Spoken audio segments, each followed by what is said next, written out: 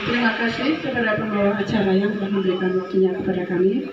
Sebelumnya, untuk menambah semangat kita semuanya, mohon untuk berdiri.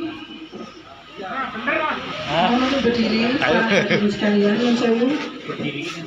Gedek, kok berdiri.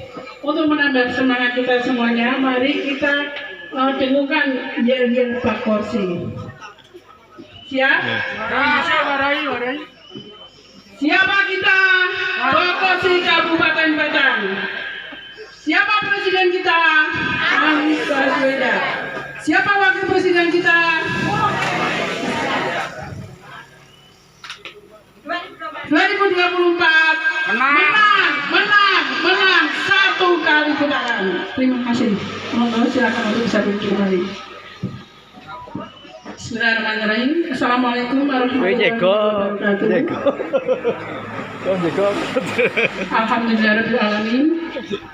Asyhadu an la ilaha illallah wa asyhadu anna Muhammadar Rasulullah.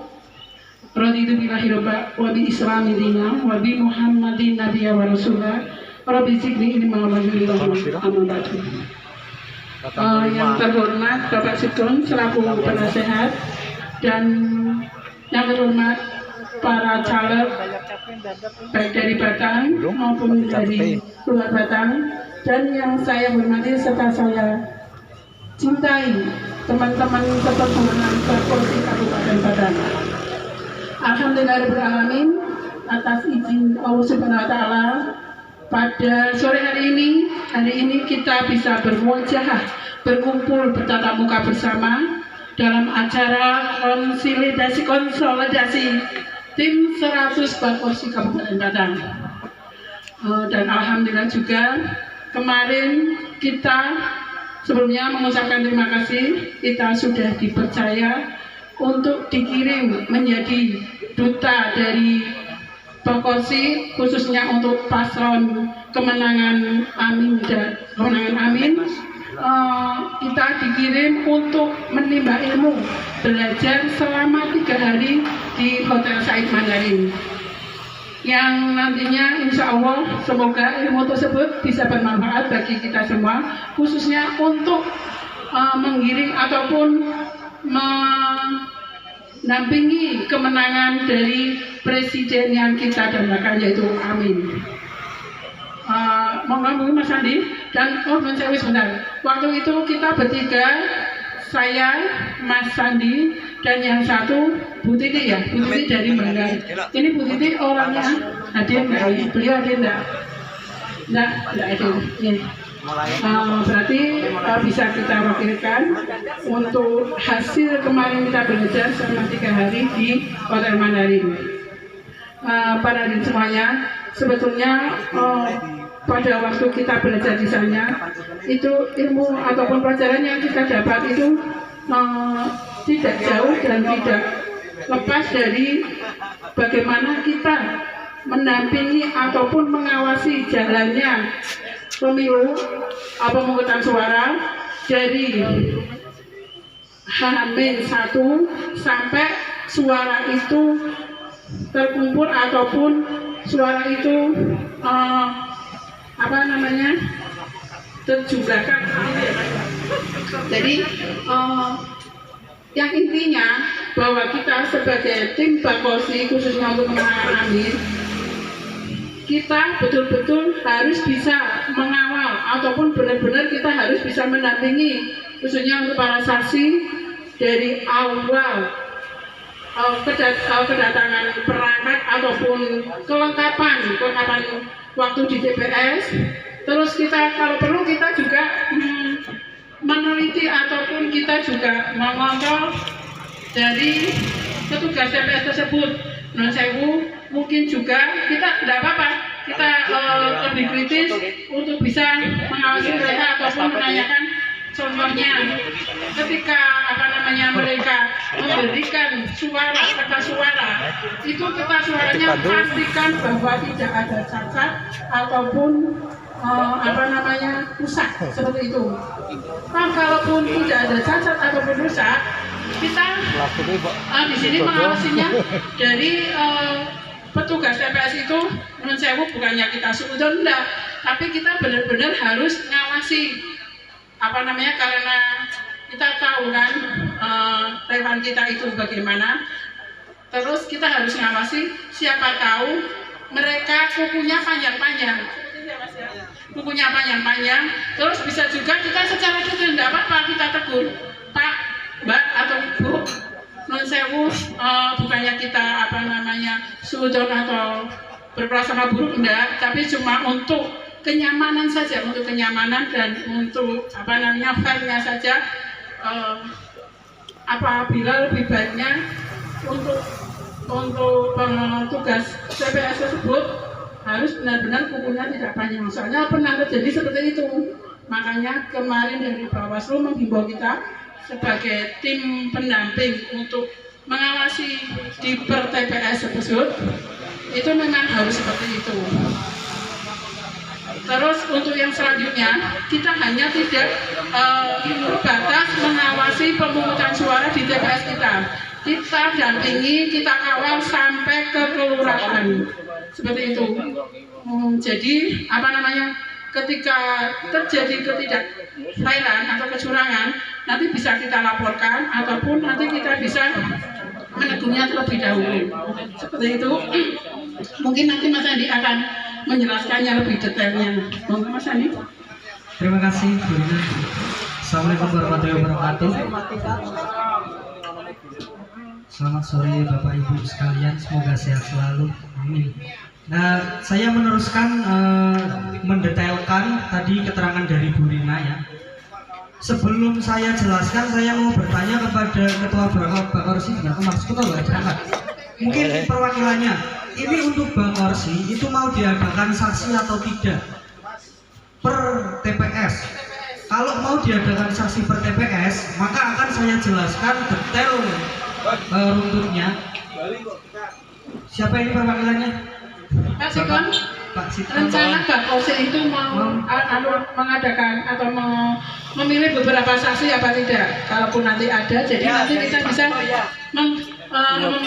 memprivat mereka seperti itu ya Mas Andi ya?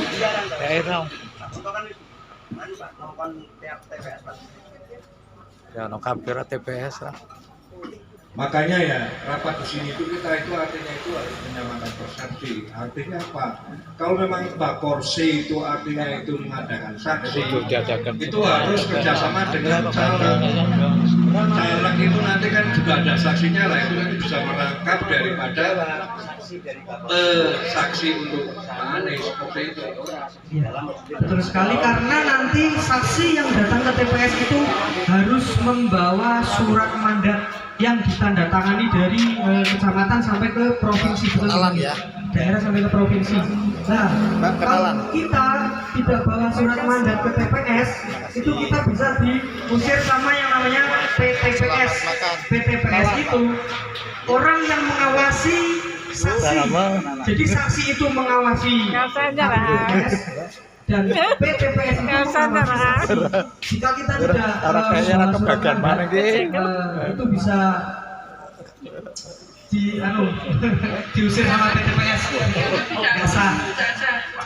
Dan surat mandat ataupun surat tugasnya itu diberikan satu hari sebelum penoblosan. Berarti kita anggap ada aja ya Bu Rina ya? Kita anggap ada. Untuk sementara kita anggap ada ya Pak Sikon ya. Ada saksi ya. Jadi yang pertama itu kalau jenengan nanti jadi saksi, itu yang tugas pertama paling utama itu datangnya jangan telat. Apa sebabnya? Karena mengawasi pas tobong itu dibuka, kertas suaranya itu pas apa enggak, sudah ada yang bolong atau belum, kan begitu. Jumlah surat suara dan surat cadangan itu sudah pas belum. Nah itu kalau datanya jam 10 ya kita tidak bisa mengkritik yang jam sebelum jam 10. Misalnya kita datang jam 10, berarti jam 7 sampai jam 9 kita tidak bisa mengkritik hal yang sudah terjadi karena kita datangnya telat. Jadi tidak bisa mengkomplain ya, umpama terjadi sesuatu yang tidak kita inginkan, tapi di situ tidak ada saksi pas jam tersebut, katakanlah waktu itu terjadi kecurangan ataupun ketidakpasan dalam mungkin dalam pemungutan suara, kita tidak bisa namanya apa? Tidak bisa komplain, kita tidak bisa komplain. Terus yang selanjutnya yaitu menyaksikan kelangsungan pemungutan suara. Contohnya begini, misalnya ada KPPS, ada orang pemilih itu yang disabilitas contohnya. Terus si KPPS-nya itu menuntun ke Tobong. Setelah menuntun ke Tobong, si KPPS itu tidak boleh menobloskan atau mengarahkan si pemilih tersebut. Itu dilarang. Nah, Bapak Ibu kalau menyaksikan yang seperti itu, langsung aja angkat tangan dan kasih instruksi kepada KPPS.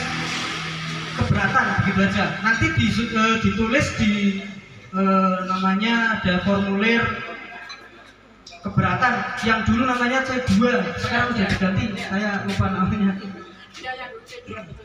Terus yang berikutnya yaitu mengamati dan menulis ulang hasil suara di C plano yang dulu namanya C1, sekarang diganti namanya C plano kan nggak salah benar ya. Plano itu yang di depan yang besar, terus misalnya ada 1 ditulis 1, 2 ditulis 2, 3 ditulis 3. Nah, tugas saksi itu juga harus merekap dengan jelas. Apabila ada kelebihan atau kekurangan, itu kita bisa langsung bisa instruksi langsung ke KPPS begitu. Jadi di sini kita perlu kejelian, baik ketika kita melihat yang dicontreng itu nama siapa, terus juga kita dari pendengaran, mungkin non sewu yang dicontreng Anies, tapi kita tidak tahu maksudnya Anies, tapi yang dicontreng ternyata yang lainnya kayak gitu. Jadi antara telinga, mata kita harus memang dipersiapkan untuk kejeliannya. Terus untuk yang tadi menambahi Mas Andi untuk yang untuk pemilih yang ibaratnya yang harus dikawal itu yang ada kekurangannya kayak gitu.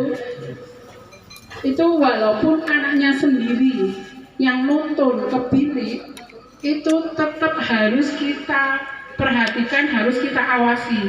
Karena kenapa? Walaupun itu entah anaknya, cucunya, ketika dia membisikkan ataupun mengarahkan salah satu untuk ditobloskan, itu sudah pelanggaran, sudah dan kita sebagai saksi wajib kita komplain kepada panitia tersebut. Seperti itu ya Mas Andi. Ya, betul sekali. Terus yang selanjutnya yaitu meminta penjelasan mengenai pelaksanaan pemilu kepada ketua KPPS. Misalnya Bapak Ibu itu tidak bisa belum memahami banget tentang saksi dan tentang pelaksanaan pemilu. Di waktu sebelum pelaksanaan pemungutan suara, Bapak Ibu boleh bertanya langsung kepada KPPS, ketua KPPS langsung. Jadi ini urutannya gimana Pak? Ininya gimana Pak? Itu bisa ditanyakan dan tidak usah sungkan, karena itu dari Bawaslu juga menyarankan begitu untuk Bapak Ibu saksi yang kurang pemahaman begitu.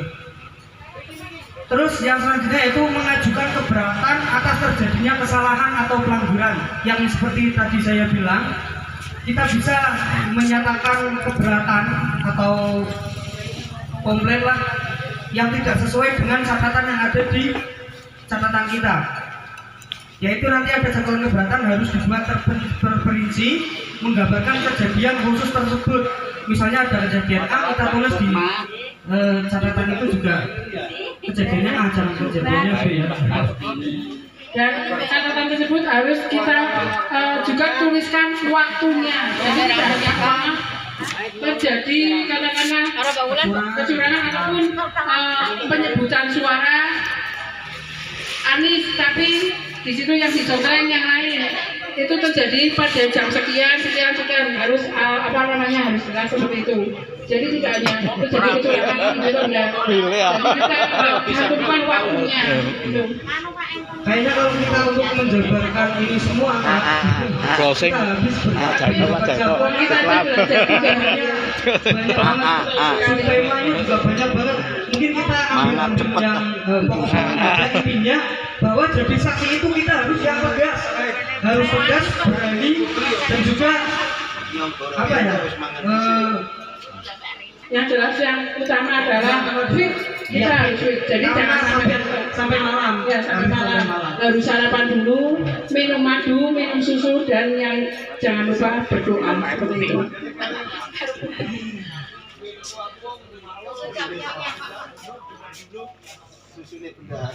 Mungkin cukup itu saja. Lebih jelasnya nanti bila ada pertemuan khusus saksi atau membahas khusus saksi, kita bisa hadir bertiga ya. Ya. Nanti kita kasih penjelasan lebih detail dan juga Bapak Ibu bisa langsung bertanya. Mungkin untuk kali ini cukup sekian saja. Ya. Jadi perlu saya utarakan lagi, saya sampaikan lagi bahwa yang intinya hasil dari kemarin kita belajar 3 hari itu yang intinya bahwa kita nantinya untuk sebagai saksi yang ditunjuk untuk sebagai saksi itu benar-benar teliti, baik teliti secara penglihatan ketika menconteng suatu nama, mendengarkan dengan jelas nama yang disebut dan disesuaikan dengan yang dicentang. Yang ketiga, kita wajib mengawal sebelum penoblosan berlaku. Jadi kita wajib meneliti dulu perangkat ataupun kelengkapan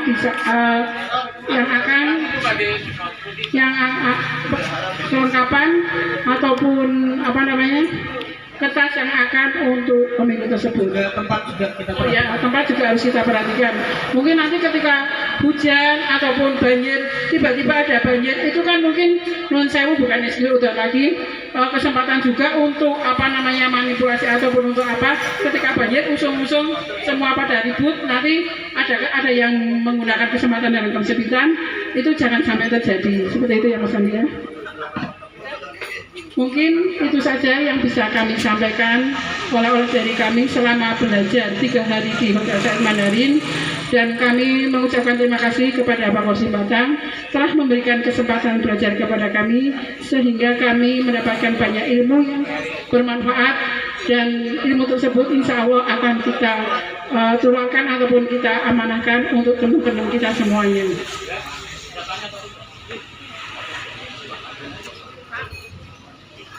Assalamualaikum warahmatullahi wabarakatuh. Pada kesempatan ini perkenalkan, saya relawan Zainal dari Limpung. Kami bersama rekan-rekan kami ada berlima hadir ke sini. Tiada lain tiada bukan hanya ingin Pak Amin sukses. Terima kasih atas narasi yang tadi Mbak sampaikan kaitannya dengan mekanisme apa yang nanti terjadi di TPS dan sebagainya yang pasti adalah Amin versus sistem. Ini garis besarnya hanya itu. Yang kami tanyakan, manakala terjadi sesuatu hal yang tidak kita inginkan di TPS, kepada siapa kita mengadu dan kepada siapa kita berlindung, advokasinya siapa. Ini mohon diterangkan sehingga para pihak mengerti di mana mereka berani mengadu. Karena mereka adalah ujung tombak perjuangan, Mbak. Sementara kalau yang di atas mah enak-enak aja. Kan demikian.